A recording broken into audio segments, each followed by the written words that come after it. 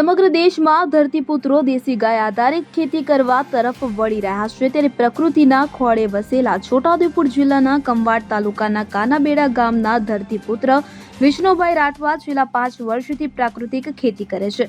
પ્રાકૃતિક કૃષિની શરૂઆતની વાત કરતા વિષ્ણુભાઈ રાઠવા જણાવે છે કે આત્મા પ્રોજેક્ટ અને રાજ્યપાલ આચાર્ય દેવવ્રતજીના સાનિધ્યમાં પ્રાકૃતિક કૃષિ વિશે માહિતી મેળવી હતી. પ્રાકૃતિક કૃષિનું મહત્વ સમજાવતા મેં મારી પાસેની 5 જેટલી ગીર ગાયના આધારે પ્રાકૃતિક ખેતી કરવાની શરૂઆત કરી. ગોબરમાંથી ઘન જીવામૃત જેવા આયામો બનાવી નહિવત ખર્ચથી ખેતીની શરૂઆત કરી. હાલમાં મારા ખેતરમાં ઘઉં અને મકાઈનો પાક ઉભો છે.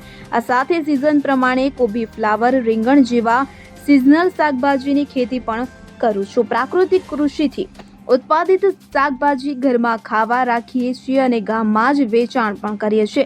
જમીનની ગુણવત્તાની વાત કરતા વિષ્ણુભાઈ કહે છે કે આત્મા પ્રોજેક્ટ દ્વારા આણંદ કૃષિ યુનિવર્સિટી ખાતે લેબમાં જમીન ટેસ્ટ કરાવતા જમીનમાં કાર્બનનું પ્રમાણ વધુ આવ્યું હતું.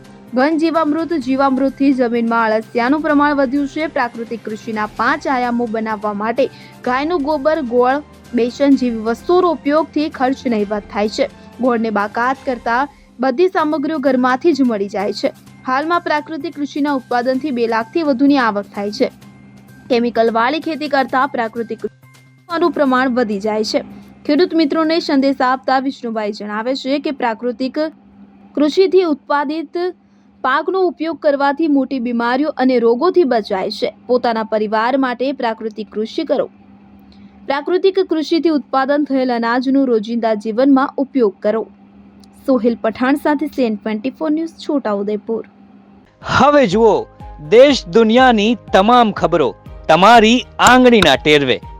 ઉઠાવો મોબાઈલ અને Google Play Store પરથી ડાઉનલોડ કરો અમારી CN 24 ન્યૂઝ મોબાઈલ એપ.